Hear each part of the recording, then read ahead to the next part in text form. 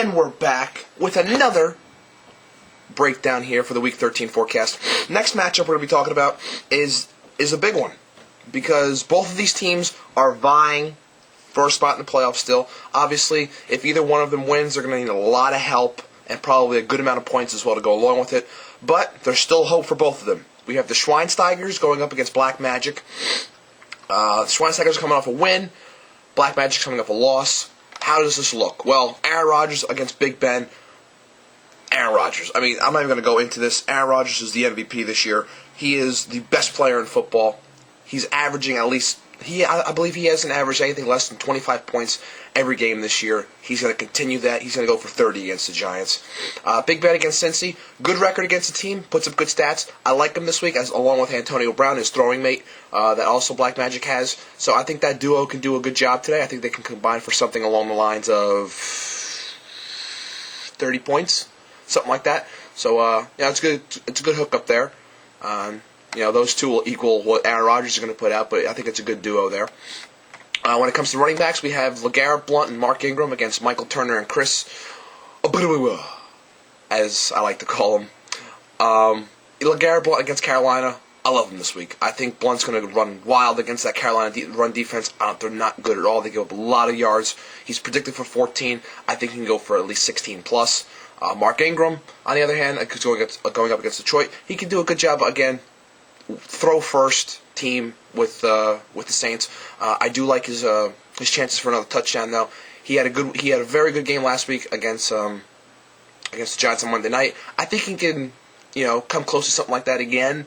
I do think he's going to find the end zone. He's predicted for 7. I'm going to say he goes for 9 points. I like 9. I think he can go for something like 20 yards and a touch, 30 yards and a touch, something like that. Then we have Michael Turner and then Chris. And Turner didn't practice all week, but he's definitely going to play this week. He's going to have his normal workload. The Texans' defense is tough against the run, though. And, Atlanta's definitely going to try to pound the rock. I know that. Obviously, I'm a fan. I know what they do. They're going to try to pound the rock. They're going to be running a lot of no-huddle. I know that, to keep that that Texans' defense off balance.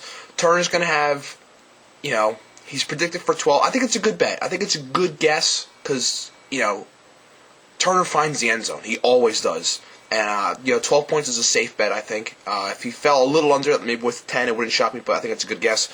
As for Chris against Baltimore, don't like him this week. I don't like any of the running backs in Cleveland this week against Baltimore. I think Baltimore's just going to go in there and dominate him. So he's predicted for 2. I think that's a good guess. I don't think the running game or much offense is going to be done on Cleveland's end. Then we come to wide receivers. Calvin Johnson, Dwayne Bowe against Greg Jennings and Antonio Brown. I already talked about Brown. When it comes to Jennings, I think he's looking for another big time game against the Giants. This is a big time. This is a revenge game, especially for someone like Jennings, who was on the field. When the Giants, beat the Packers and ended up going to the Super Bowl. Aaron Rodgers wasn't playing them, but this is a big game for someone like Jennings. Rodgers knows that they're gonna, everyone's talking about an upset. I'm not seeing an upset. I think the Giants are going to lose this game. I think the Packers are going to go in there and beat them.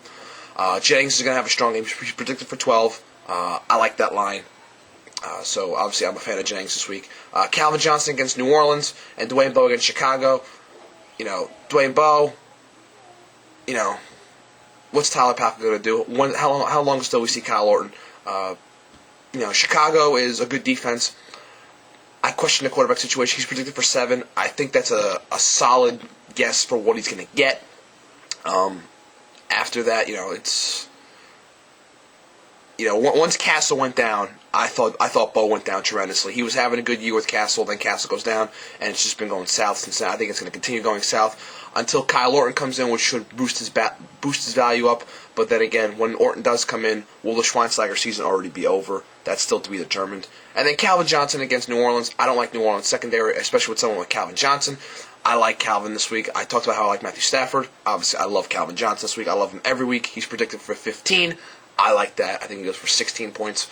So I like that matchup. Then we're coming to tight ends and flexes. We have Selleck and Baldwin against Gonzalez and Cruz.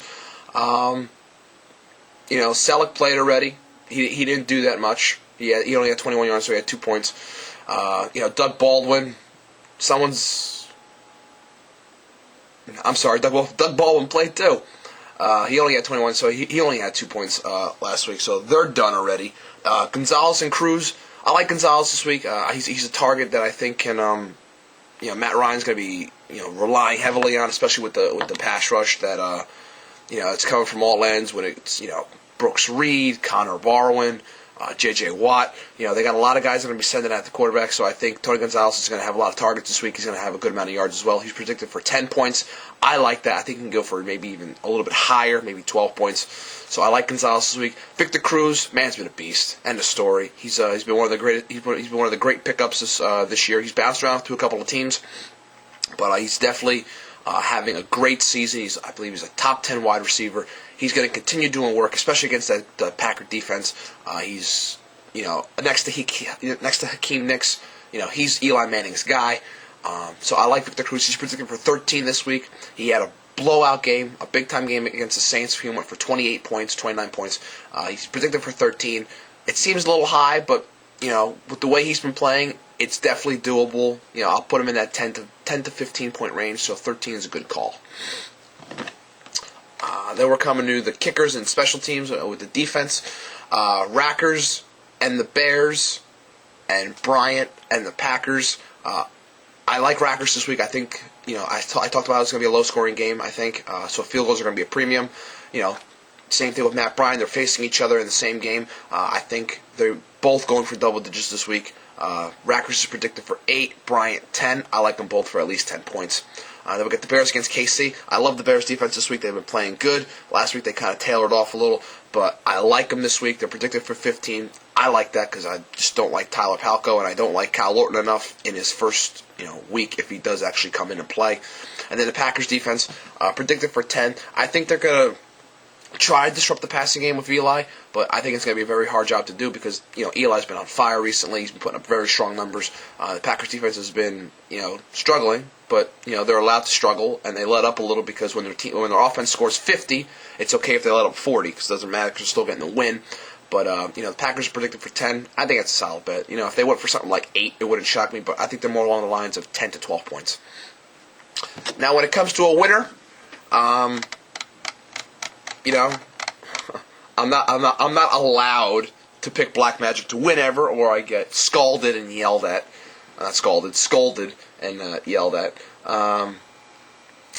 So the Schweinsteigers favored by 13.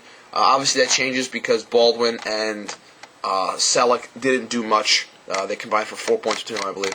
So, that dockets the point value a little bit lower, but I'm still picking the Schweinsteigers this week. Not because I'm not allowed to pick Black Magic, because I like the Schweinsteigers this week. I like Rodgers, obviously. I like Johnson, and I love Blunt.